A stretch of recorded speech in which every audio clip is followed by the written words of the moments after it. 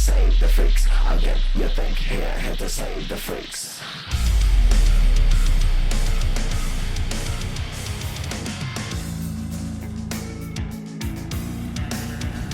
Okay, my passengers are here. I gotta go. Hey, and welcome. I'm Dave, and you are listening to Life Is Peachy, a nostalgia-fueled podcast that allows me to sit here and waffle on about the bands and the albums that became the soundtrack to my life. I've seen things you people wouldn't believe. Growing up in the 90s, the early 2000s, and while we're at it, sharing a few memories from Her Name Is Murder Productions.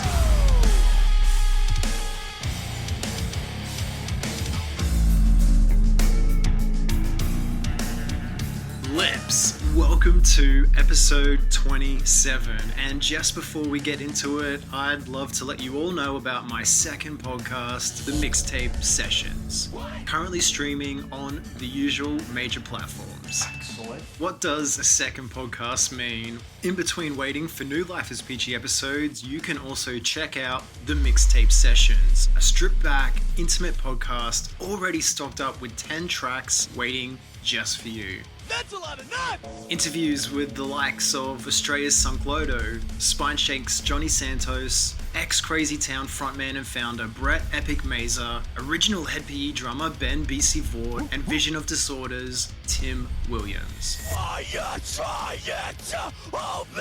You can find the link to the mixtape sessions in the description of this episode, so be sure to show some love, check it out, and share it around if you're into it.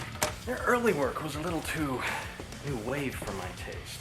But when sports came out in '83, I think they really came into their own, commercially and artistically.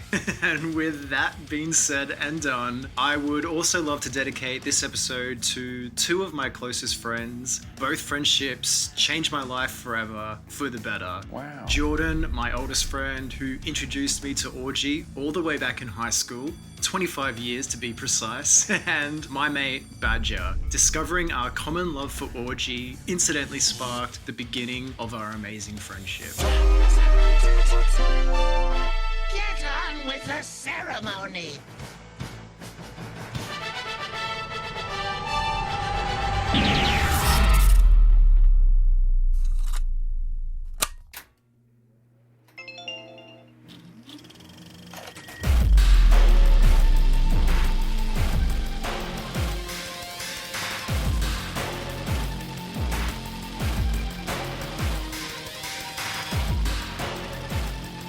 Candyass had found its way into my lap amidst following the breadcrumbs laid out around me in 1998. Thanks to their association with Korn, the quintessential flag holders of nu metal.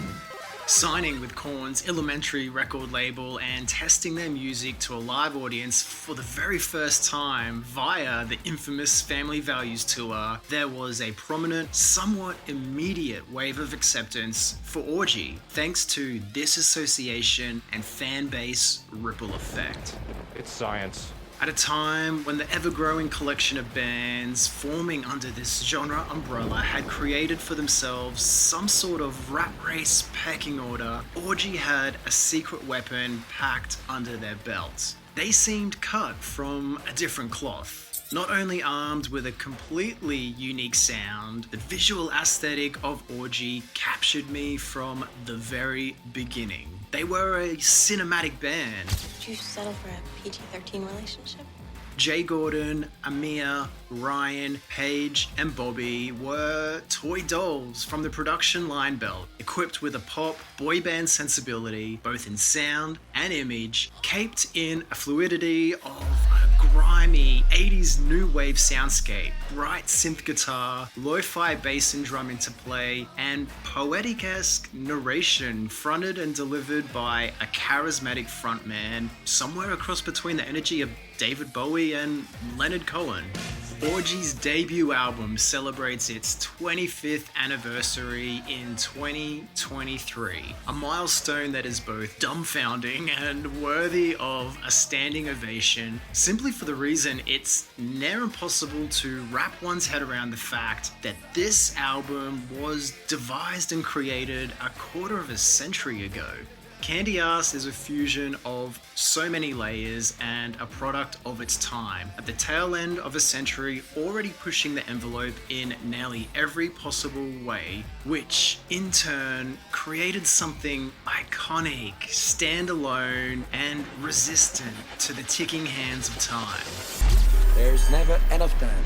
So it goes without saying, it's an absolute honor to now look back on Orgy's debut, Candyass, and those formative years of the band, the sound, and the image with the one and only Jay Baumgardner. Welcome to the Life Is Peachy Podcast, and thank you for your time and energy. I appreciate you very much, man. Thank you so much.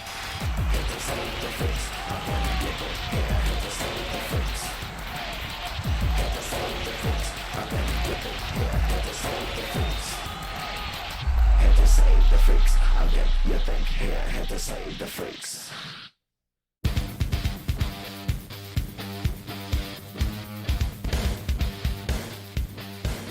Really excited for this. How's it going for you today, man? Oh, good. It's been crazy lately. Yeah, speaking of crazy, 25 years of Candyass. Fucking crazy, right? How's that make you feel? Is it surreal? It's been a minute. It doesn't really feel like it's been 25 years. To lay a little foundation work, and because, at least for me, one of the most obvious draw cards within the entire Orgy sound would obviously have to be your voice. Thanks. I mean, it's so unique and in many ways, yeah, completely perfect to the overall dynamic of the band's soundscape. If it stayed, I'd never leave it. If that changed around, I'd grieve the special dirty things that we used to talk about. I mean that loving you is strange and adored by me throughout. Oh no, it's you again. Was there a specific moment for you where you realized you wanted to explore and express your creative self through the use of your voice? There wasn't like a specific moment.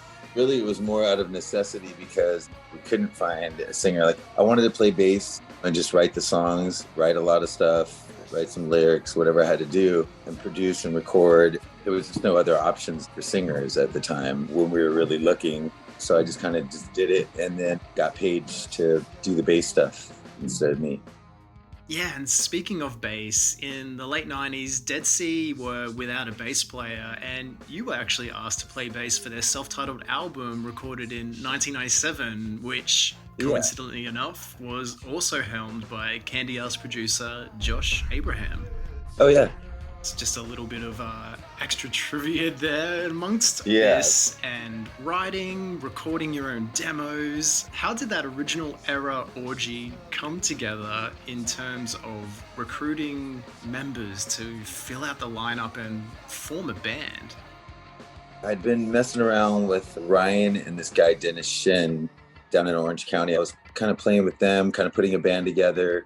I was already friends with Korn and Limp Bizkit and all those guys, and we would always go hang out with them up at Indigo Ranch or over at Lethal from Limp Bizkit's place when they were recording some stuff. There was, just people around. So Ryan came from the project that I was working on with him and Dennis. And then Amir, I was more of a fan of Amir's, and we were just kind of friends back in the day. But the weird part was I'd been working with Josh Abraham in his garage, producing other bands. And then Josh and I decided that I should just go ahead and put something together. And then I did 4 songs, played bass and some guitar on it. I recorded most everything either on an 8-track cassette, and then Josh got a 2-inch tape machine at his house. And then I put the rest of the stuff together there. And then I got Ryan to come up, play some stuff on it, lay stuff over the top of it, just to give it some difference. And the last one would have been Amir on that. And then Paige and Bobby came a little bit later. And then we just kind of put the band together after that. Start the music.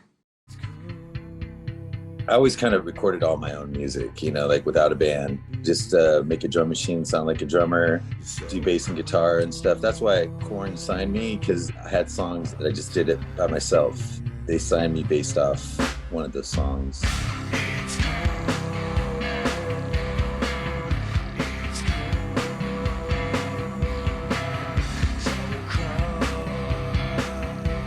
It's funny, the song that they heard that they really liked a lot was this song called Denied, and I never even released it.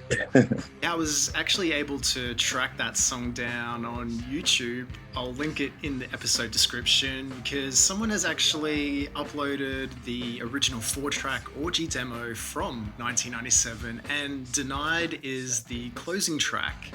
Yeah. The version you heard of Stitches is also from this demo. Trying to be the only one no more. I am the only one denied.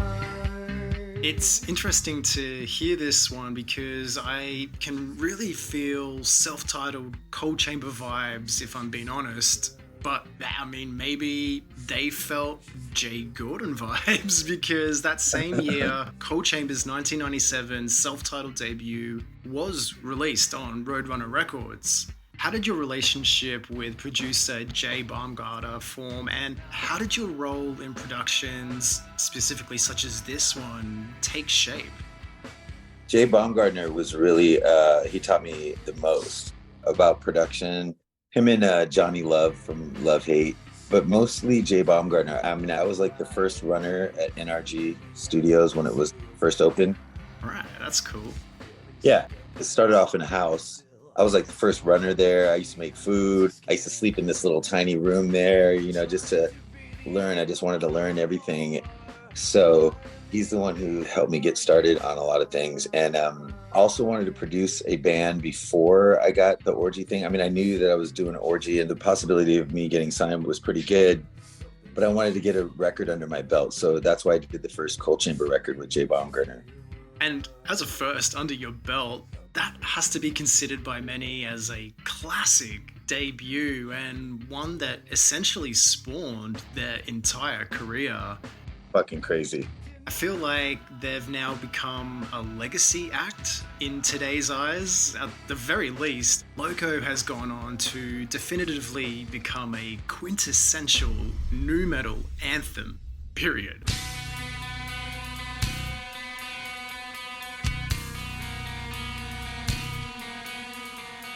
I consider it the same, you know, like we worked really hard on that record, a lot more production involved there from where they started off.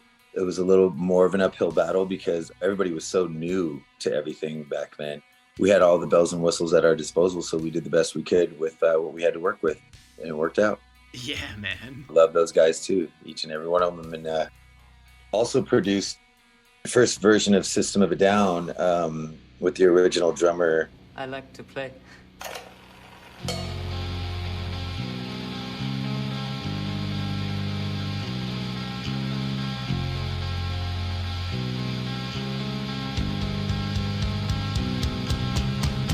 When your stars are big and your rivers fly, do you ever believe you were stuck in the... Jay Baumgardner and I took them in to NRG. We did like a cassette for them, and you know, it's back when you just duplicated cassettes.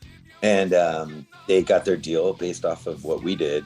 Obviously, Rick Rubin signed them, and then he wanted to do the record. So the rest is history there. But they sold like some obscene amount of cassettes off the side of the stage back then. So they actually were like, hey, so we need you to sue us. And I'm like, sue? What? You know, I was like, what the heck?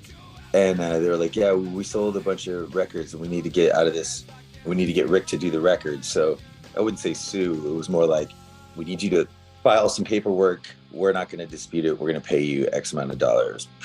That was great. I mean, that was cool. It was unexpected and very cool of them to do that. And we must have been doing something right musically. When your moon is fake and your mermaids cry, do you ever believe you were stuck in the sky? When your tunnel fades... That was one band that really doesn't need producing because they're so good at producing themselves, you know? Okay. You just kind of make sure everything's good. You're going to be an engineer more than you are a producer for System of a Down. They're fucking incredible. Love those guys. Love each and every one of them like so much. And they're just incredible. What can I say? You know? Don't you ever get stuck in the sky? Don't you ever get stuck in the sky? Don't ever get stuck in the sky when you're high. As you mentioned earlier, Orgy would sign with Elementary Records, what were your first encounters within that scene and with Korn back then, prior to signing?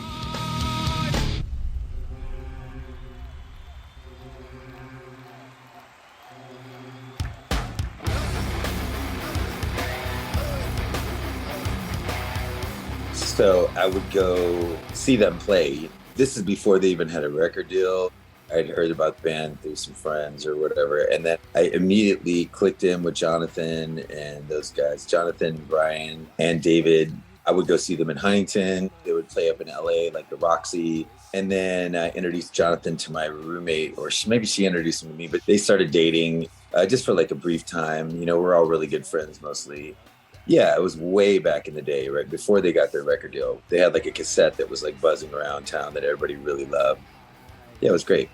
With regards to you singing and fronting a band and that not really being part of the original game plan, what was that transition like for you, and where did you pull your influences from in those early stages? My influences were definitely Korn and, David Bowie, as crazy as that is, but... That doesn't sound so crazy, to be honest. I mean, that influence makes a lot of sense when you think about it. Yeah, things like that. And I loved Ministry a lot, Nine Inch Nails, those kind of projects. And then obviously putting a band together was kind of paramount if you're going to play shows. So that's what I did. Hate it or love it, you just got to do what you got to do, If it stayed, I'd never leave it. If that turned around, I'd grieve the special dirty things that we used to talk about. I mean that loving you is strange and adored by me throughout. Oh, now it's you again.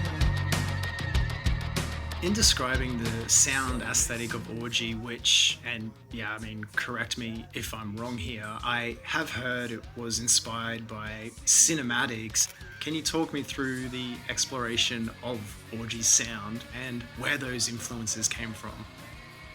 Yeah, I've always really loved soundtracks. I always thought that was a real important part of music, believe it or not, because music's kind of cinematic, so to speak. Sometimes to love someone, you gotta be a stranger.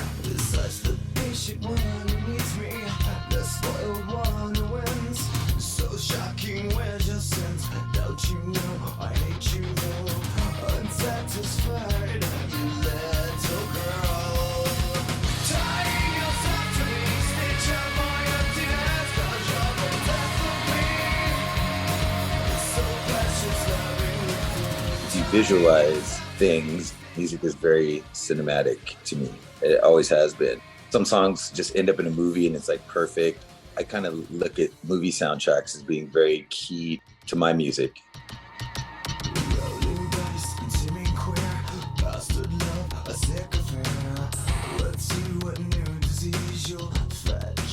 In hearing your love for the soundtrack and cinematics of things, there was obviously such a focus on image at a time when things in general were becoming a lot more vibrant and visual. But Orgy had their own thing going that really made the band stand out even more. Thank you. The visual aesthetic of the band. Yep. Where did those influences harbor from, and how would you describe the intent of Orgy's image and presence? I was really always into fashion and stuff. I always felt that played a very big role in music, at least where we were concerned.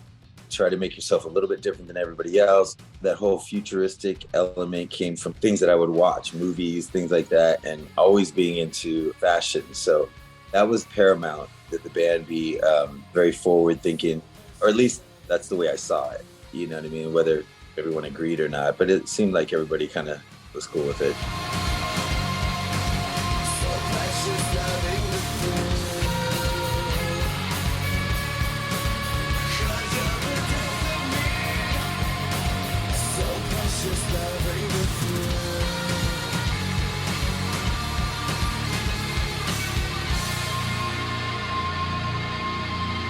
That whole metro glam thing was kind of part of that. And it's like not being afraid to cross lines and stuff. But I mean, even the name was really just based on a culmination of musical styles. It's more a fusion of styles more than let's actually have an orgy and like get 28 people to fuck in a room. It has nothing to do with that. Let's see if we can fuck 25 styles of music and cram it into the band.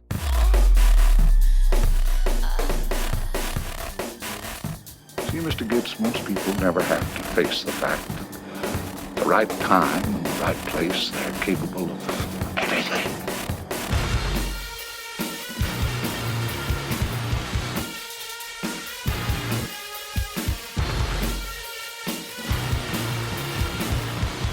Always really admired Orgy for that, not just in terms of the sound, but you guys just showed that it was safe and was cool to express and present oneself however you felt comfortable and to really own it. Well, thank you.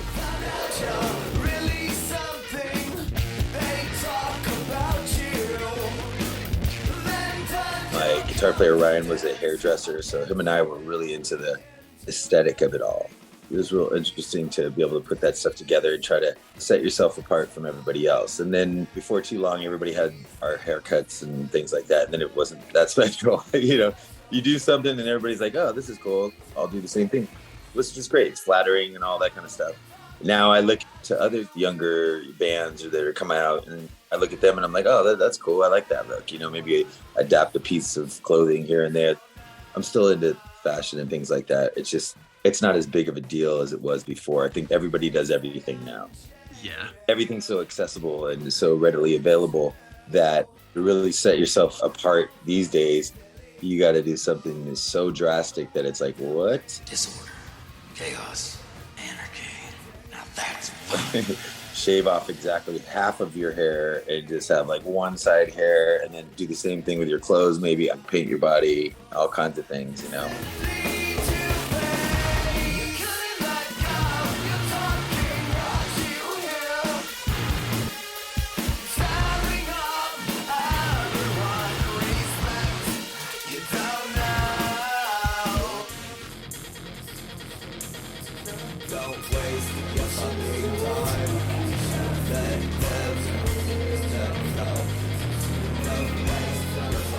The thing is, everything comes in waves. It makes sense. It's just that there was a few waves left back then when we started to be able to create that difference or make yourself stand apart from the others. But it seems like now it's just a repeat of a certain decade or a certain time. Caught my first tube this morning, so... Okay, so if we go back to the decade of discussion, upon entering the studio in the late 90s to record your debut album, what was the band dynamic like and what did you hope to come out with on the other side of the experience?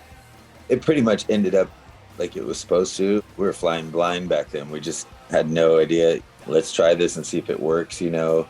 Again, it was so new to everyone. I think it was loads of fun and learning experience at the time. Amir was very technical minded. I was kind of on the fence. I just wanted to produce stuff and like make it all good. And I would seek out what I wanted as far as the sounds would go. And then I would say, well, now we got to recreate this live or whatever. So how do you want to do that?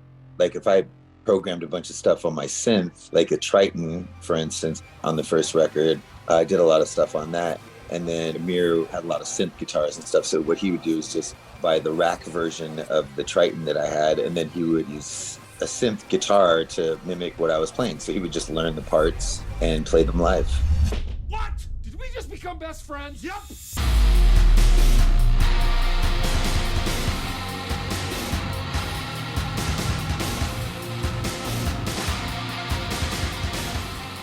Yeah, that was cool. And then I had my old landlord at the time, Dave Friedman. He helped us put all the racks together for the live shows and all that stuff. So it was pretty easy once we got rolling. And then we just used samplers and stuff to do the sequences, whatever we needed to do. I used to use emu samplers, you know, that today you don't even need.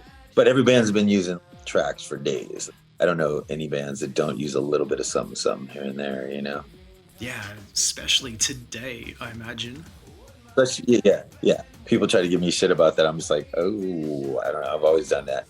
I sing everything I do. I could sing it in front of you, like whatever. But it just depends on the audience perspective of what they will accept and what they won't. But since day one, we've been doing what we need to do. Every band, like Nine Inch Nails, every band, there's obviously, if you don't see a drummer doing something, there's some tracks going on. It doesn't take a rocket scientist to figure that out. People get still hung up on little bullshit like that. It's like, I don't know, eat a dick, figure it out. I sing every night.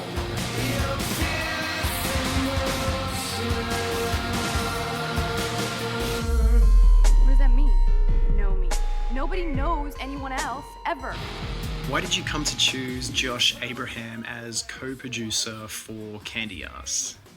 We were just best friends back in those days. We just would work out of his garage all the time, and we were starting off with remixes and things like that. And then we just got into full-blown productions, and the team was good, so we just kept it going. With these things, you were learning about you and your music along the way, working with Josh, and of course, this original lineup of Orgy. What other memories do you have from the recording of Candyass? No one was really around. As far as the vocals go, we recorded the record in a cabin because it was too crazy around NRG. We went up north to Tahoe to record Candyass. That was an experience. It was snowy. It was like The Shining. It was fucking crazy up there. Bears. We're like in this big ass chalet cabin, whatever you want to call it. I mean, there was so many fun moments and so many crazy things that, like, how do we do this? Something dirty got you there, makes me want to be with you. Something painful with you too, makes me want to be with you. You're better off saying nothing. Wish for a happy. We literally took a 2-inch tape machine from NRG, a brand new one, like $100,000 tape machine, and we had to figure out how to get it upstairs into this place through the snow. We dropped it off the U-Haul truck. It was crazy, but we had Wade, the tech, with us to kind of fix it and all that. We had a bunch of brand new gear we had just gotten, like V drums and all this other stuff that we brought with us. So we kind of set up this kitchen area to be like our jam room and all that. And then we had a little studio in one of the bedrooms off to the side where we put the 2-inch tape machine and stuff. And we started recording like that. And then we would do 2 tracks from Pro Tools here and there for like edits and stuff. On the first record, I just programmed a lot of stuff, either synthesizers or use the sequencer on a synthesizer or MPC, things like that. I used a lot of those kind of things back then.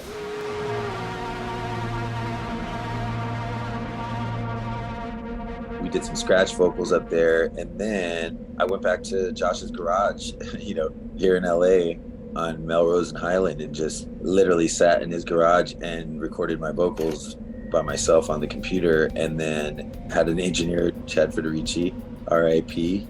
He would edit my stuff and things like that.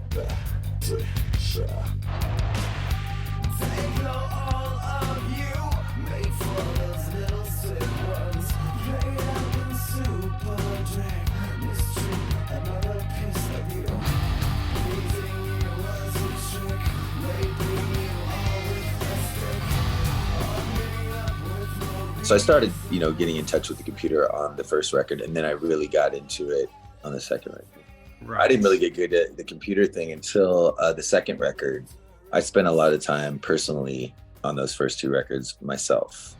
That chalet as a location and an atmosphere actually sounds so cinematic, which is pretty fitting given your love for soundtracks, right? Yeah. It was pretty crazy. We had a lot of fun, man. There was some like Shining-esque moments too, where it was just like, Here's Johnny. We just made sure we had lots and lots of beer. Yeah. So much beer. We would literally go down to the supermarket in a Ford Excursion, which is the equivalent of like the big SUV that Ford makes instead of like the Suburban or whatever. We'd fill that thing up with beer. 2 of us would go, and the whole rest of the car would be like Bud Light. Hunting season is over. And on the second record, we rented another house up in the hills, and that was crazy, but it was fun. We've had fun making the records. We had fun making records back then.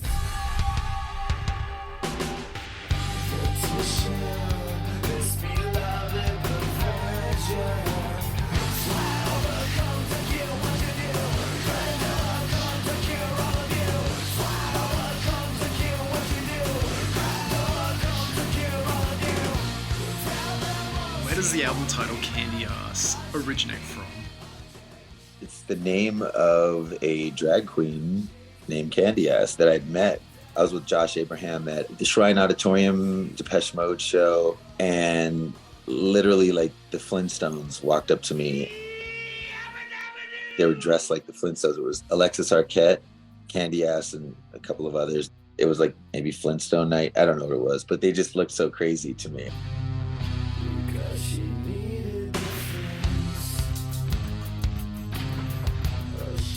And I was like, wow, this is kind of crazy. And then they walked right up to me and Josh, and Candy kind of stuck his hand out for me to like kiss it or something like that. He was like, Candyass. And I was like, oh my God, I'm going to name my first record after you. And that was literally, it was it. I can tell you, it was one of the best times I ever had.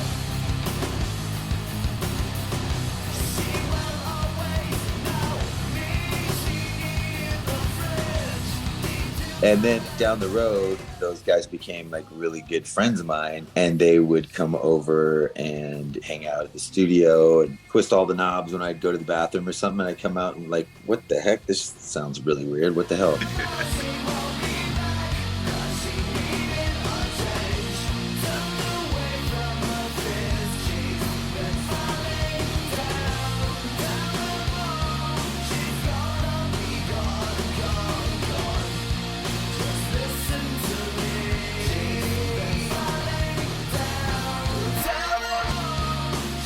But they were just like, clowning.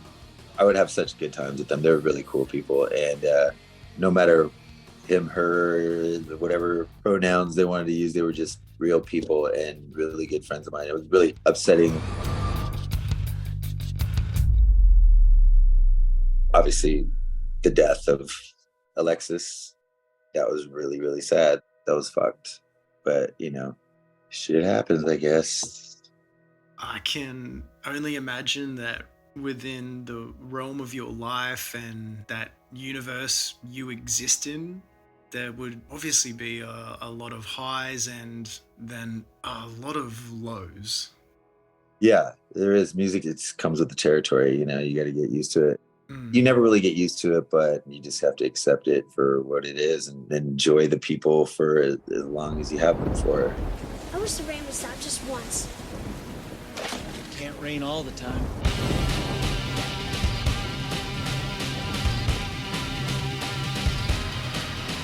What would you say you learned the most about yourself from the experience of recording Candyass? I've always been at least confident in the fact that I could make pretty much anything I could hear or anything that I really liked. I never really needed help in that department, but you certainly can't do it all yourself live. So yeah, I'd heard stories about this guy was in a huge band, but he was working as a pizza delivery guy making $60 a day. And I was like, oh, that sucks. Poor guy.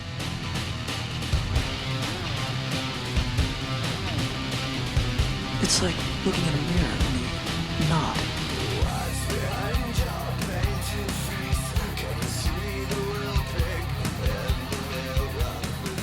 So I didn't want it to be like that.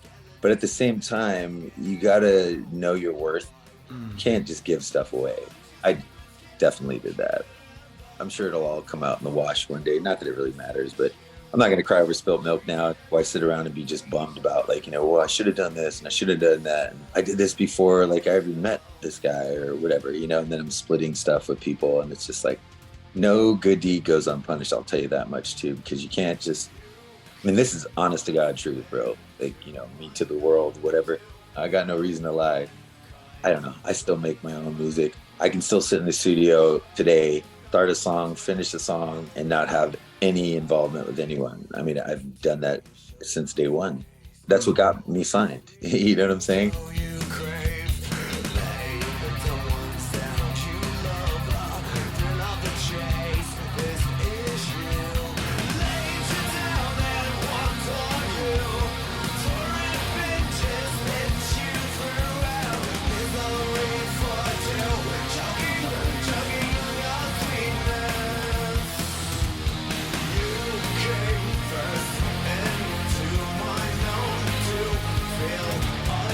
Not saying that there was not input, not saying everybody didn't contribute, performances and everything else, sure. That's the thing. You're going to be in the band, we'll play the part. Redo my part because I suck at guitar, or redo this part because you're a better drummer than me. That should tell you the whole picture right there. Straight up. It's not about stroking your own ego either. You know what I mean? I don't give a fuck about that. I don't have like a portrait of myself above my bed. It's just not me. I don't know. I've never needed to do that. It's not that I don't think that's cool when some people do it. I've been at some people's house and been like, that's a great picture of you above your bed. But that's awesome, bro. It took me a long time to even hang up my plaques. It took me a shit ton of time to even do that. Come fetch with me, come fetch with me. I took 15 from you, and you'll never get this back. Truly disgraceful, don't you know? You're not the lucky one. I've never been into the trophy aspect of it all. Like, I just do what I do, and the legacy will speak for itself. Or people can think whatever they want, make up fucking crazy stories and say this and that. I know the truth, and that's what matters to me. There's always this big separation when I put the new band together and stuff like that. It's like I just did what I felt like I had to do at the time. After the hiatus, to keep moving forward? Yeah, with no qualms about who's doing what. Like, should I get mad at you because you're doing that? Come on. I started this band. I own the name since day one. That's just the way it is. Love it or hate it. Well, yeah, there's a difference between stroking your own ego and then backing yourself and your own self-worth. Yeah, dude. Completely.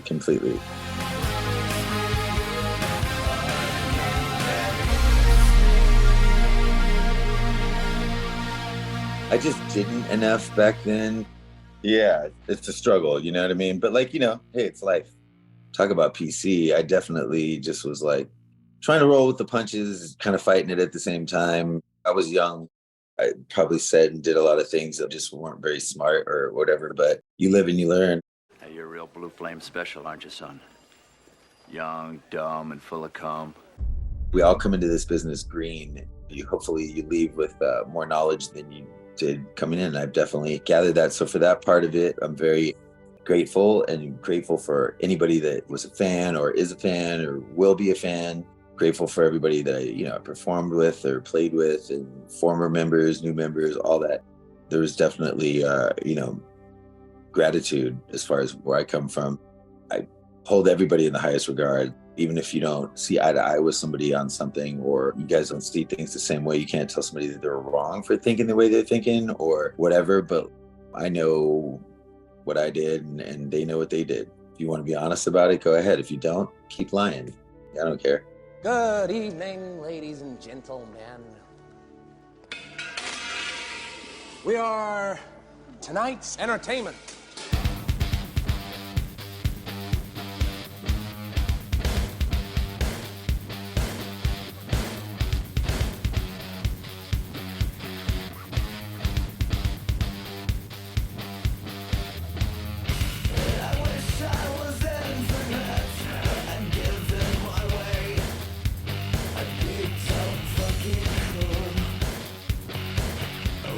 It's really hard to get people with massive egos. And I don't mean just my band or at all, but like if you have a massive ego, it's so hard to get through to you. Or if you get somebody to like sit down and say, come on, dude, let's just look at each one of these things that we've done along the way. I've seen this talk go down so many times with bands. That's when I leave the room or something like that. Like I said, I know what I did. If you want to make it something else, go right ahead. You're only hurting everything. I've seen it happen time and time again with bands. Yeah, it's hard. Like, be careful what you're doing. Be careful what you say, because that shit goes a long way.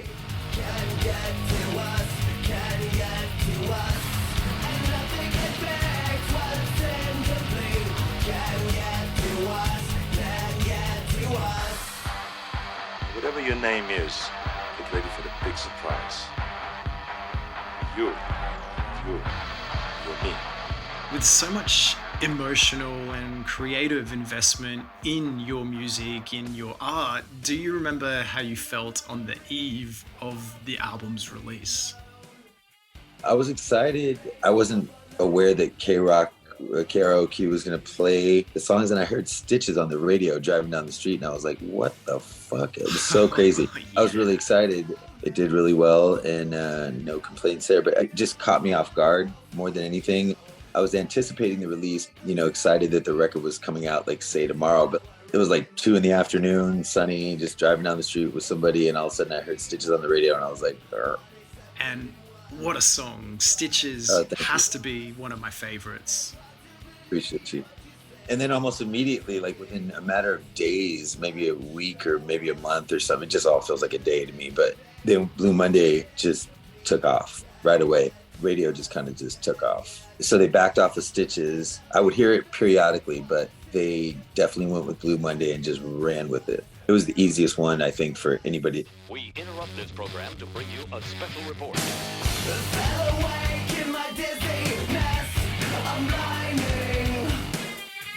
I wish I was obedient, untie something.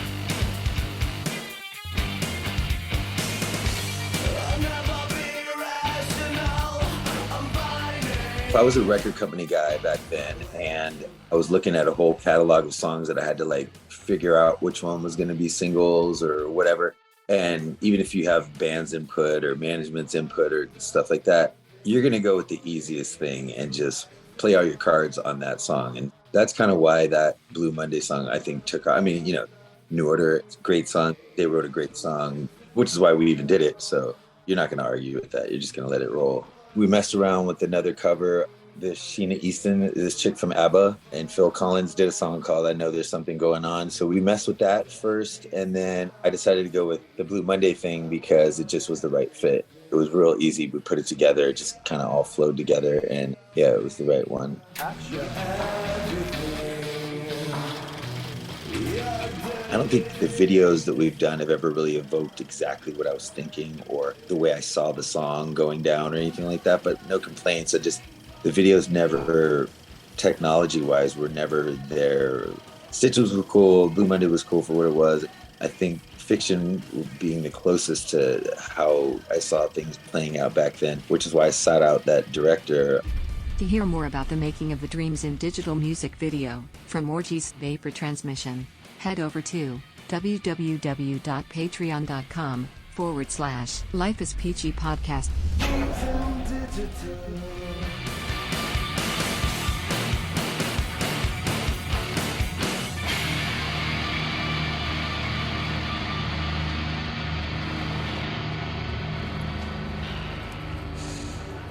I can eat a page for hours. Supporting the podcast unlocks additional episode content exclusive to Patreon, early guest and album reveals, personal shoutouts in all episodes and credits, and early episode access exclusive to patrons before the public release. Did you ever think that maybe there's more to life than being really, really, really ridiculously good looking? Whether I may be my own worst enemy or not is definitely still up for debate. I'm now running 2 podcasts and doing my best to bring you, the lips, as much as I possibly can. There's a lot of exciting stuff coming up for the rest of the year and beyond, and I get so much joy from making these episodes and paying homage to these classic albums, these great artists, and this amazing period of time in all our lives. Any love over at Patreon really does help to make the necessary time that is required to write, record, and edit these episodes on top of my full-time job with Her Name Is Murder Productions, and just life in general. I'm just a cook. A cook? Oh my god, we're gonna die. For the price of 1 coffee a month, you can literally contribute to turning this into so much more, creating the time for me to make it happen.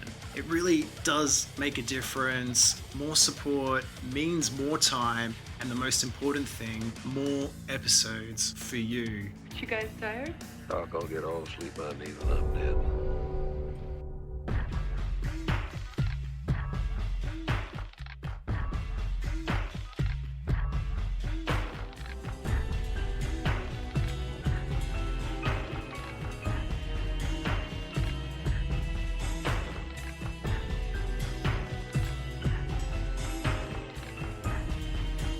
And so when you're talking about the concepts of music videos not quite nailing what you envisioned or imagined for the song in that specific capacity, I'd really love to actually talk about the Stitches music video, not just to hear about performing inside that damn glass box, but because that would have to be, one of my favorite music videos. Oh, thank you. Yeah, no worries. How did the concept for the Stitches music video come to vision, especially if they don't quite encapsulate what you were hoping for? Like, is there a team designing these for you and your approval? Or you're just told, this is happening, bam, rock up to set? No. We picked Rocky Morton to do that video because he was very futuristic. There was a couple of directors we were looking at and who weren't available at the time. But Rocky, he was cool. He had some good concepts. He put the whole spectacle of the kid looking at the band and the little thing and the box coming to life and all that kind of stuff. It was cool. I love that concept. I mean, I hated being in that box when they were jerking it around. Yeah, he drove it with a steering wheel. So it was this thing called a gimbal. They use it for car commercials and how they can make cars just look like they're doing all this crazy stuff. They drive it with a steering wheel. And they usually put it on this gimbal thing that jerks around. It's on hydraulics, all this really crazy stuff, and all air compression, hydraulics, and things like that. So you drive it around. So what they did was they put a plexiglass acrylic box on top of that and then figured out a way to tie that in. And then they put the flooring was all like patent leather cushion, which was really kind of hard as hell to walk around on. And then they would have to put AC in there. So they would take one of the floor panels out. That's how we would get up in there too. They would take one of the panels out. They put a bunch of air conditioning in there and then the band would go and then they would seal it up with the patent leather floor and then drive it around all jerky and stuff. Like, he was not the best driver, that guy, but you got 5 guys in there with guitars and drums and stuff and cymbals are flying at your head. It was pretty crazy, but it was cool. There's a really great B-roll moment at the very end of the music video where you're all kind of tripping over each other and falling up against the glass wall. Oh, yeah. You guys are all laughing and it really actually looks like a fun moment. I love that that's included at the end of the clip. I also kind of have a habit of doing that myself with my music videos, ending with a B-roll. There's just something that brings a touch of human element to it. Yeah, when we all like fell over and just kind of like, yeah. That would literally be at the end of each shot. You know, they could only like jerk us around in there for so much, and then we would just be like laughing and getting hit in the head with guitars and mic stands and stuff. It's crazy. And I really love the incorporation of the actual shooting script itself within the music video, showing the actual text description of the scene and even the shooting schedule and scene or prop details over top what's actually playing out. Yeah. That was a really unique technique that worked so well, I think. Yeah, that was cool. There's probably many examples to tie in with this, but following on from talking about music videos on quite large, grandiose scales with things like Stitches and even more so later down the track with Dreams in Digital. Yeah, definitely. Yeah, what's that feel like in that moment, you know, having that support and financial backing from a record label? That must feel pretty amazing, right? Money talk. It's incredible.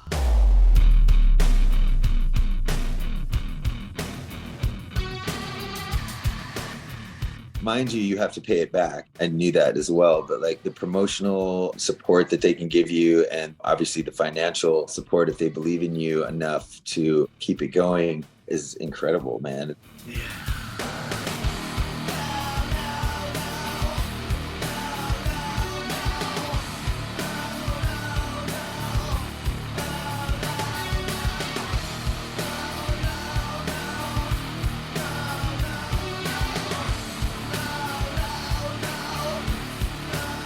Having the budgets there to do stuff makes you feel like you can really just be creative. And nowadays, with any band starting out, you just have to be creative on another level. You just got to be able to do it without all that. That's the challenge that bands are faced with today, which kind of sucks. But at the same time, if you can do it on your own without the support of any label and somehow get a lucky break and get something viral going or something like that, then you're like really home free and you don't have to deal with any of that, like paying people back and wondering if you're ever going to make any money at this game or anything like that.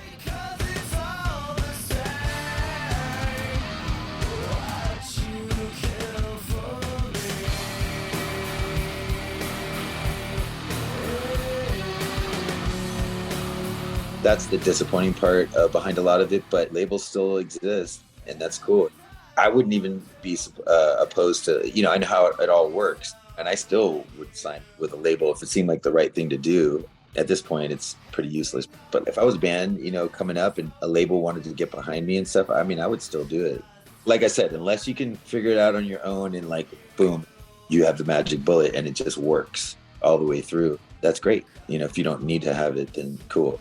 It's very possible for it to happen, but not as possible as if you have the big machine behind you. Come with me if you want to live. I have friends that are in big bands now, and when you go to their house, you don't see all the plaques and stuff that you were able to do back then. The whole system is definitely different now. They get their little things, like, 10 million streams or whatever it is, but it's not the same, you know what I mean? When you walk up my stairs into my house, you see like Queen of the Dam soundtracks and Orgy stuff, a little Crazy Town, records that I've worked on, and Candyass. Even in my bedroom, there's the first Korn record, which is still my favorite plaque to this day. And that was just given to me by the band, and that was really fucking cool.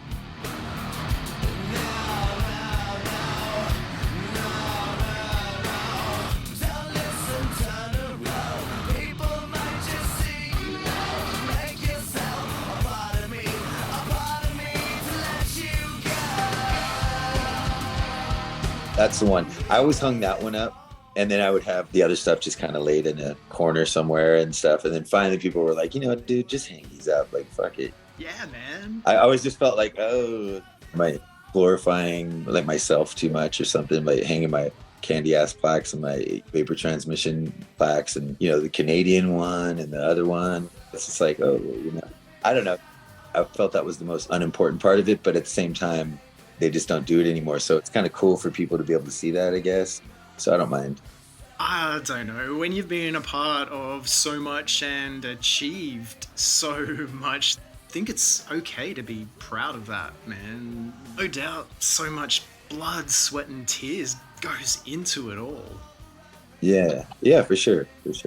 It's all really taxing, but you know what? I still love this job. Oh my God. It's the best job in the world. And I really wish that it was possible for us to be able to do this forever until the day we die.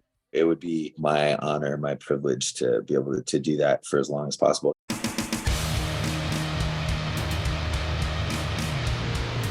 I'm not going to do that, but like I would love to be able to do that. Just as with myself, I can't imagine my work with music video or music documentary stopping until it's just maybe not physically or mentally possible anymore. Sure, I could imagine, yeah. I'm about to embark on directing films and stuff like that. That's my next aspiration. That's where I'm headed in the entertainment world, is like I want to do that now. I can't imagine not doing it. I'm a very visual person, visual learner, a visual thinker. Action. So with music videos for both Blue Monday and Stitches, as they were plucked from the album as singles, here's a two-part question. What's your favorite song from Candyass in terms of your actual vocal performance? And once again, overall, what's your favorite complete song? Vocally speaking, I like Pandemonium, Platinum. I like the breakdowns of these songs probably the best.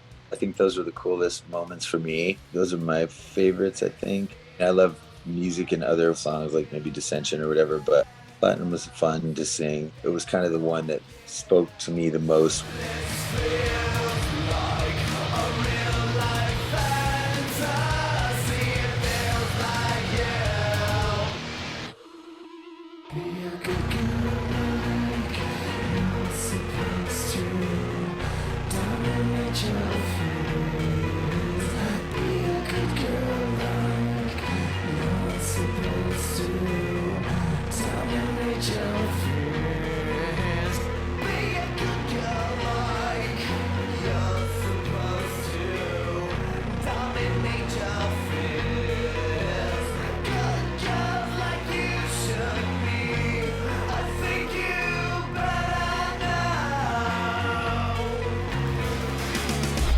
somebody a fine wife someday.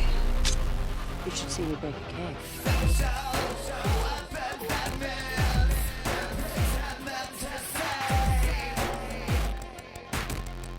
Social Enemies was interesting too. The breakdown of maybe Social Enemies, Platinum, and Pandemonium were probably my favorites of that record. Yeah, I always thought Social Enemies was such an interesting song and a unique choice as an album opener, a daring choice in a way. Right. What was the decision making behind that? Well, that was more Troy Van Leeuwen of Queens of the Stone Age. Originally also Perfect Circle, first two albums? Yeah. Troy Van Leeuwen and Josh Abraham got together musically on that, and then I just came and sang on top of that more than anything. I wrote some of the music in it too, but just the breakdown stuff more. Yeah, that was just like a really cool way to start the record, I thought. Yeah, it really is. And the vocals just grab you straight away. It's an amazing introduction into your voice and what you're all about. Thanks, man. With regards to amazing vocals, I have to slightly detour, not too far off track because it does involve your voice. But okay, I need to give praise to your mesmerizing appearance on Black Cloud. That's easily one of their best songs, if not their best. And your hook is what takes that song to the next level. Oh, thank you. Thank you. I appreciate you.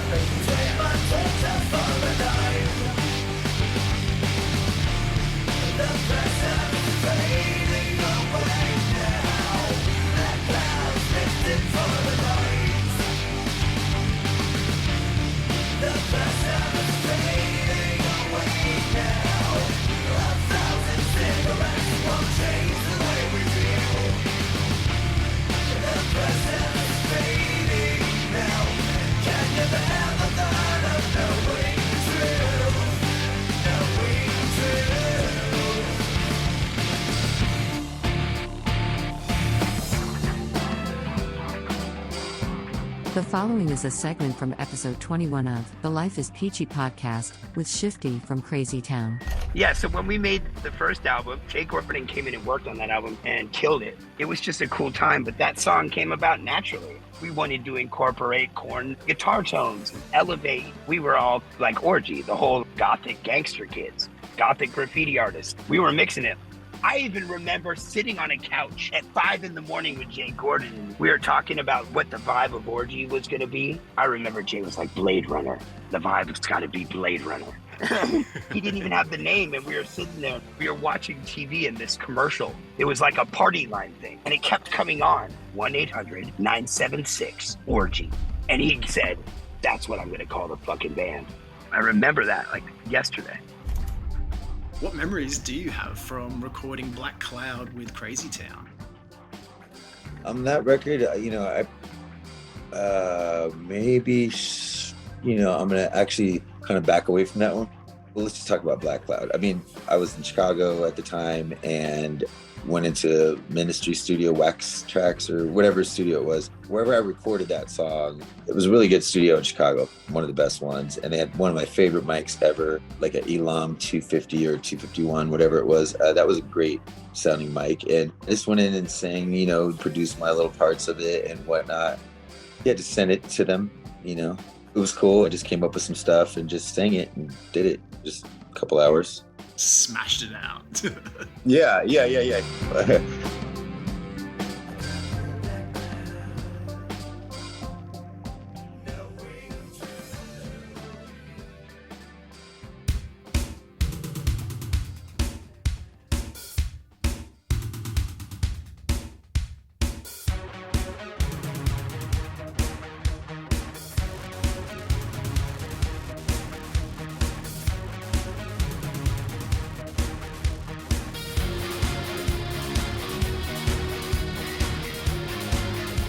Following Limp Bizkit's Faith and Blue Monday, it quickly seemed like a lot of fingers were now pointing towards the next classic nu metal cover.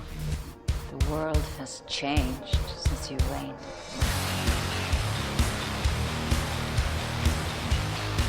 This was definitely a fun period within the genre, and if you're up for a YouTube party, I've created a playlist stacked with music videos from various nu metal associated bands and their cover songs. It's a crazy time. The link, as always, is in the description of this episode.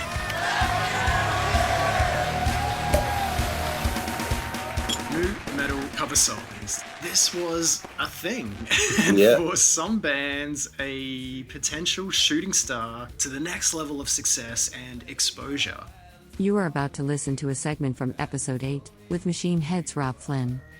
And then at one point, Ross just really started whipping everybody up, Dave and Adam and Aru, to like, yeah, we got to put this on the record. Look, Orgy's having a big hit with Blue Monday. I was totally not into it. I was so not into it. And I kind of fought tooth and nail. In the end, got outvoted, and I was like, all right, maybe this works. We'll try it. Ross very influential like that.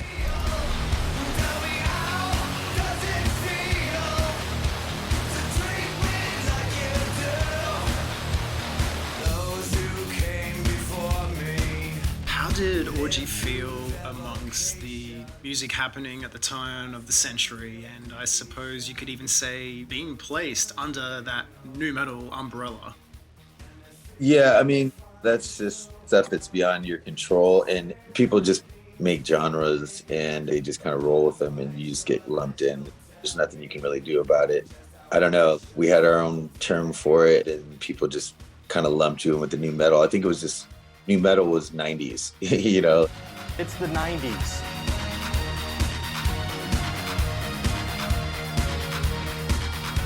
Yeah.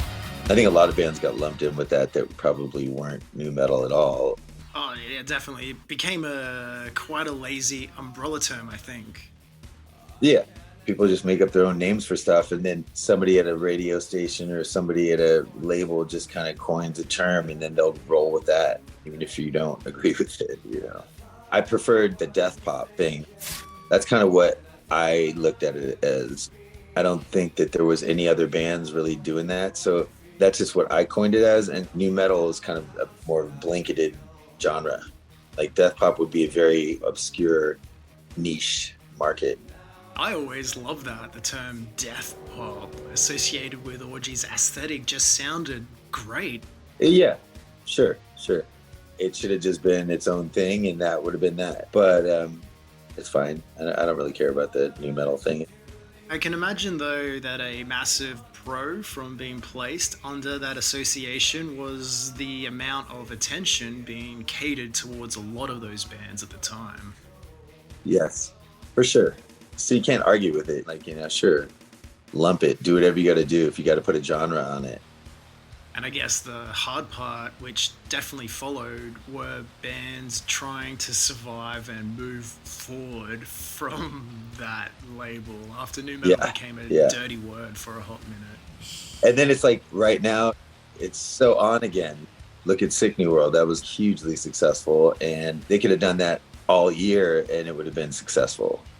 Yeah, people would definitely like to have that concert have gone all week, maybe, if you could afford to take the time off work or pay for all that, which is totally expensive. But it makes sense that they did it all in one day, even as crazy as it was. People were like mad that they didn't get to see all the bands. I was mad that I didn't get to see all the bands because it was so spread out too, you know, but how else were they going to do it to get it all in there? It was smarter to just do that. Yeah, they did the best they could do with what they had.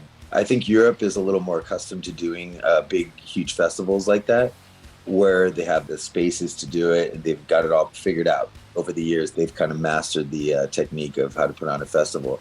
I hear a lot of those festivals are pretty crazy too. It's a big nightmare, you know, but hey, it is what it is. You know, the rotating stages help, things like that. And I think that if they would have spent a little more time on the production end of it, I think that people would be stoked because they could go home and then like really catch all the shows, you know, later on and be able to see everything for what it really was. The greatest trick the devil ever pulled was convincing the world he didn't exist. It was a great show, had a great time. Yeah, it was really cool. I would love to do a lot more festivals and stuff. I mean, we did really good on that show and we should be playing a lot more festivals and stuff, but we got to get people to want to do it, you know? I think next time when they do the When We Were Young and the Sick New World thing, I think that maybe they should hire me to just make sure all the stages have cameras, production. It's going to be released on a type of record or something. And then, you know, be able to see all the videos of the sets and stuff like that. That would be really the way to do that for anyone that can't be there. Yeah. There's a lot of fans out there that just can't get out of work, or people that physically can't go there. You know, handicapped people that are in rehabs and whatnot, you know, just anyone that can't be there. I think you should be able to watch everybody's set in its entirety. And Family Values, that was hugely successful. The video release of that was hugely successful. Yes, for sure. I still have my VHS and the CD, man. And that was actually my next question. Sounds good, man. Family Values Tour with Limp Bizkit, Orgy, Rammstein, and Ice Cube gets underway in September. She was probably just hallucinating. But don't worry, I'll check it out. Orgy obviously toured the first Family Values. That 1998 debut of the festival was such an iconic moment in time. And coming from Australia, the VHS of this tour was maybe my first introduction to you, and just a great stamp on an amazing, unique moment. It was crazy. It's probably not necessary, but just in case I don't get another shot at celebrating this, and more so for the sake of paying homage to this special tour created and headlined by Korn, whose maiden voyage also featured Rammstein, Ice Cube, Incubus, Limp Bizkit, and Orgy, all on one impressive bill. Here's a little history lesson and breakdown of the OG Family Values. Yeah, go for it. So, Family Values was preceded by a political campaign-style tour titled Korn Campaign, designed to promote the release of their monstrous third album, you know it, Follow the Leader. The 28 dates of Family Values grossed $6.5 million, and critical acclaim for the tour poured in pretty much as soon as it all started. Jonathan Davis was quoted as saying, "We're creating some rock history with this tour. From the first show, I had goosebumps upon goosebumps. There is something special happening here. I hope that it becomes annual, and it's gonna last." The 1998 edition of the Family Values Tour was definitely a success. The live CD album compilation debuted at number 7 on the Billboard 200 charts, selling over 120,000 copies in its first week, achieving gold record status along with a platinum DVD release. And Korn, something that they were definitely known for back in the day, really helped to promote acts. Rammstein achieved platinum certification in the US, along with Orgy's debut Candyass achieving similar success. And, well, Limp Bizkit enjoyed even greater, enormous commercial success, which helped to establish them as one of the leading acts of the nu metal wave. I know you don't smoke weed. I know this. But I'm gonna get you high today. 'Cause it's Friday, you ain't got no job, and you ain't got shit to do.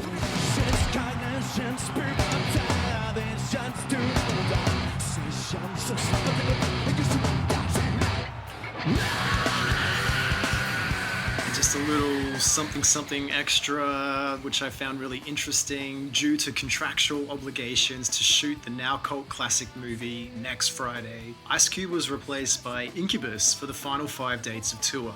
Although not on the DVD, the band is featured on the Family Values Tour CD with the release of their song New Skin, and this was my personal introduction to Incubus, which is kind of mind-blowing, as Science and Make Yourself are essential back catalogue albums by anyone's standard.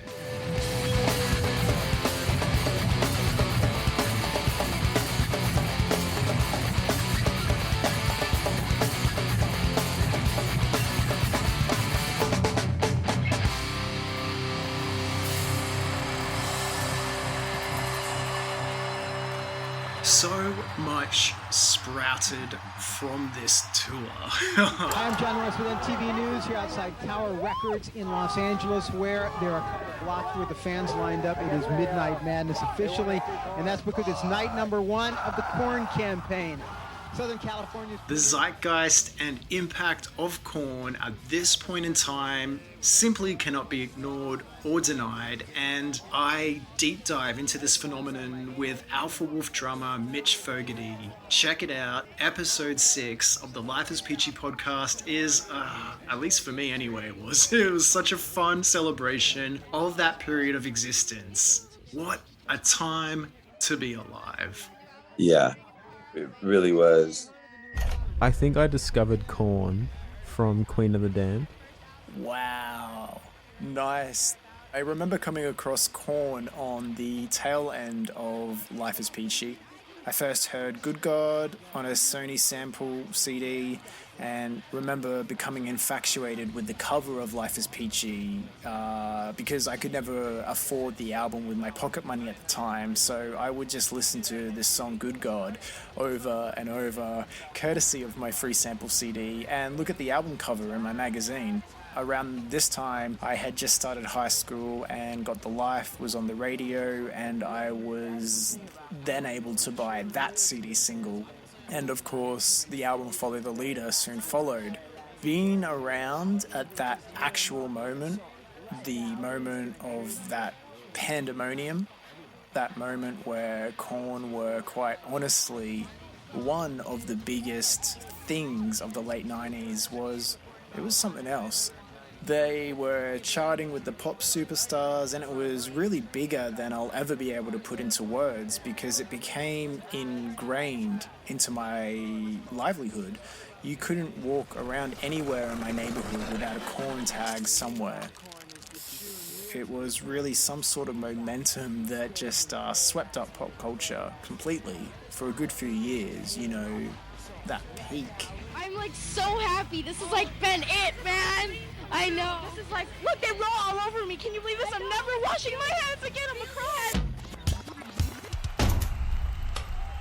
Putting yourself back into that headspace, how would you describe the Family Values tour at the time it was happening? That was a massive moment of truth for Orgy, right? Oh, absolutely. It was magical. You know what I mean? Like, that was just a really good idea Jonathan and David and the band had. It was really cool. It was a really good time. And man, hats off to Korn for signing us and all that kind of stuff and letting us open the show and whatnot. Yeah, I'll never, those are like the best touring memories ever. It was also like scary because you've never done that before. And your first tour is a big ass arena tour with all these really dope bands. And yeah, it was really cool.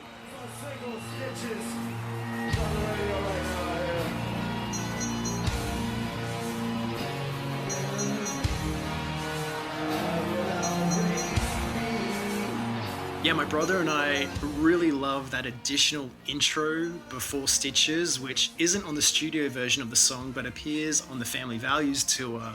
Right. What I'm talking about is on YouTube, and I'll make sure to put it in the Life Is Peachy YouTube playlist for episode 27. It's just a really cool way to lead into the official song. Yeah, it's just like a little thing to get us into the key of the song.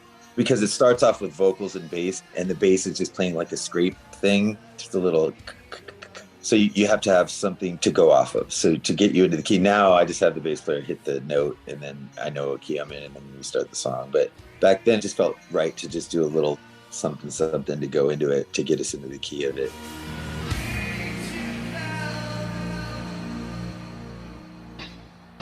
If it's hate, I never leave it. If I turned around, I grieve the special dirty things that we used to talk about. I mean that nothing is right, and I do it by me throughout. Oh no, it's you again. During your first run of shows on Family Values, how did you find people were reacting to Orgy and the music in those early days?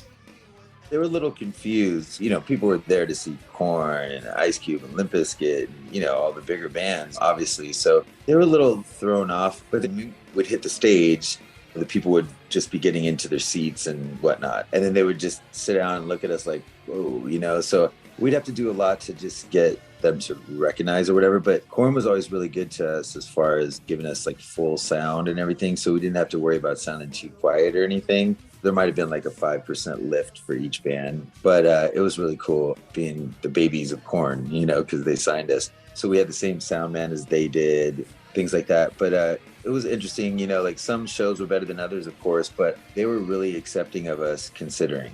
We were like the oddball of that tour, but it worked out. Oh, and it must have been something to perform Revival with Jonathan Davis. I can imagine having him come out and join you guys each night would have sealed the deal and acted as that stamp of approval for any Korn fan, right? Oh, yes. It was always like, well, I don't know about these guys. And then Jonathan would come out and they'd be like, and then they would just go fucking hate shit. So that was like the seal of approval, like the Korn seal of approval right there. Every show, every Family Values show. There was a couple that he didn't do it, but for the most part, it was fantastic when he would do that. Much better with him than without him, that's for sure. You know, there's not one night up there when he's not really feeling his lyrics and really singing from his heart. There's every night.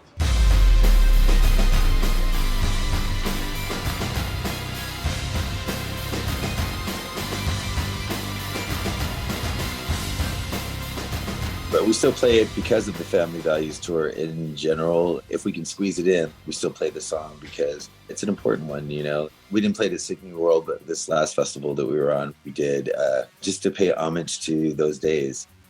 What things did you learn about yourself and the album Candyass now that you were out on the road touring these songs for the first time with the band and playing them for a live audience? What to do and what not to. I mean, like back then, it was like a big sketchbook. To be able to sing a whole set every night is not easy. So you got to be real careful with just straining too much and whatever. You got to get your rest and things like that. In those days, I always went on stage for some reason, probably out of fear of dying, being on drugs on stage and just dying, dropping dead or something like that. I always went on stage sober because besides maybe like in my entire career, like 3 or 4 times where I like partied the night before a lot and then go on stage. I noticed if I did drink a shot or two before I went on stage that I would actually get kind of bored. It would actually calm me to the point where I wouldn't key off the crowd as much.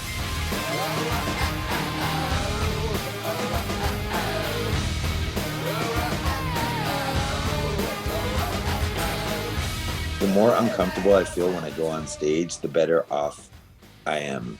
I like to be that uncomfortable natural side, like when I go on stage, because to me, it helps me interact with the crowd better, believe it or not. The energy. I want to make them give me energy as I'm giving them energy.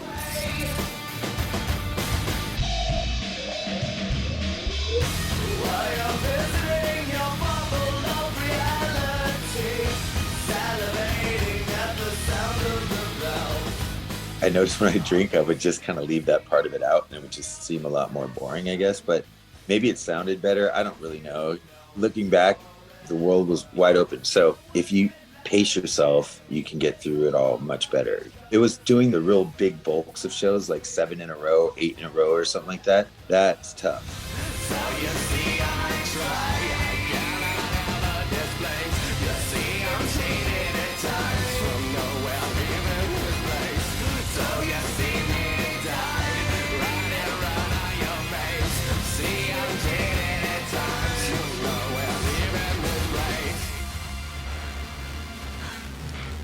Not in my movie. Guys like Jonathan, Chino, man, those guys playing like huge, lengthy sets like that, and Maynard or any of those guys, it's like, whoa. The guys that really have to sing the whole fucking time, it's like, ooh, man. It's crazy, you know, like Papa Roach or whatever. Anybody that plays a set over an hour and a half, 2 hours, something like that, that's fucking nuts. With 25 years of reflection and retrospect, where does Candyass sit for you creatively and personally in your life and Orgy's back catalogue of work? It's the first one, you know, no regrets as far as the production and things like that. It is what it is. Like back in the day, it was not easy to do all that. Nowadays, that would be like a snap. When I listen to it, it's certain songs, I still felt like that was an achievement. And it is, you know, like it was successful. So anything that's successful, you got to be grateful for that. Of course, you want to like, you know, God, if we just produce that differently. Nowadays, you're like, man, if we put different kind of drums on it, this song would be like massive or something like that. It would be fun to experiment with all that. But you know what? It's like life is short, move on, play some new songs and just go for it. But yeah, you know, no complaints, no qualms, everything. It just worked out. You're just another pretty face in a room full of whores. No, you don't mean much. You used to be so naive, catatonic. Now you seem to be so much better than before. Dum dum diddy diddy dum dum diddy diddy dum dum diddy diddy dum dum diddy diddy dum dum diddy. We played the songs live that we play, and every once in a while, like before some of the rehearsals, if we haven't played in a long time, I'll listen to some of the songs that we're playing off the record just to, you know, what did I say there again? Things will escape me for just like a second, like, yeah, did I say it like this or did I do it like that? So sometimes I'll have to listen to the old record to remember exactly how I did some things. Even though I like to change it a lot too, which I do constantly live. I just sing whatever I feel. I mean, the words are all the same, but I embellish certain parts differently.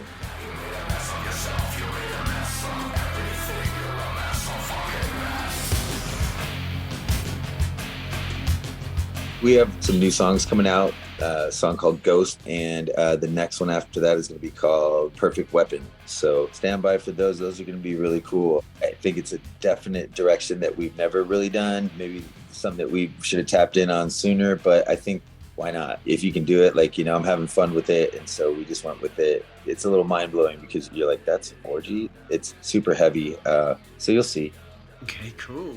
Definitely a different orgy than you're expecting, and it doesn't sound like something that you wouldn't hear in a lot of heavy things now. Like, you know, I can't really say it sounds like this person or that person or whatever, but it's worthy. It's worthy of a lot of things out there right now.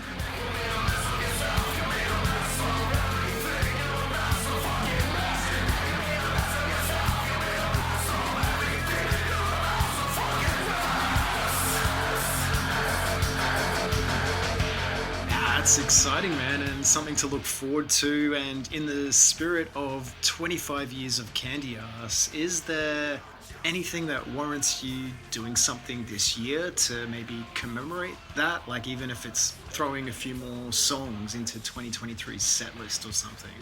People have thrown some ideas about as far as what should happen, you know, like do a tour where we're playing the whole Candyass record, or even getting together with the original lineup, which I'm not opposed to. I'm always open to whatever, you know what I mean? And so the people that have suggested doing that, it'd be more on them to kind of put that together. Kind of like I said, book it, let's do it. If they'll book it, you know, then I'm sure, why not? I'm not opposed. Okay, cool. Well, I mean, even just hearing that from a fan perspective is definitely a nice thing, and obviously potentially very exciting. I mean, I'm just optimistic.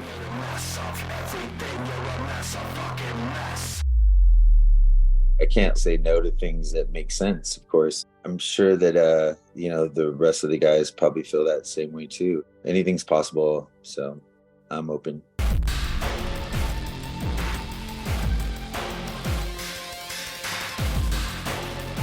Jay Gordon, I appreciate your time and energy, and thank you for joining the Life Is Peachy podcast to look back on 25 years of Candyass. Congratulations, and yeah, man, happy birthday. I appreciate you too, man. Sorry, you know, it took so long for us to get here, but we got one in the books now. So thank you, man. I appreciate you for having me on too and being very patient. Thank you.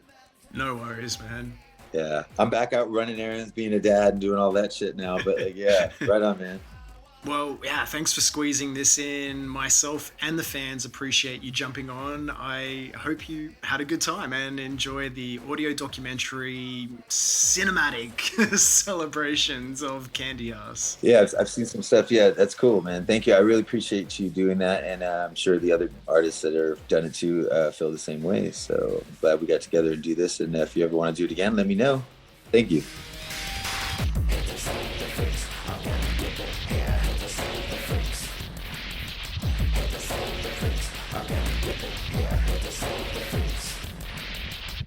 Save the freaks. I'll get you think here, here to save the freaks. I love this job.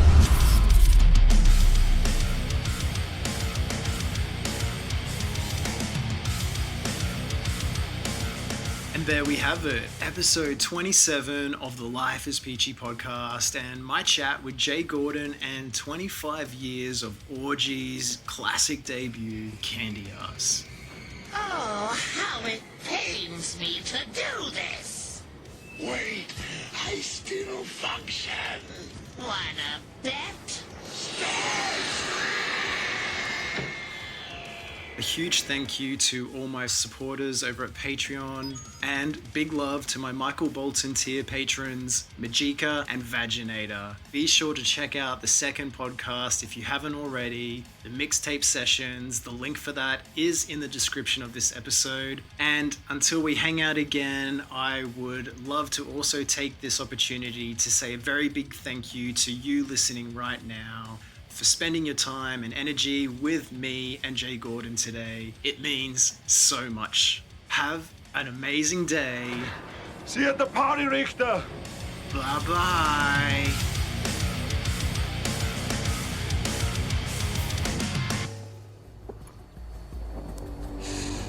You know, I can eat a peach for hours.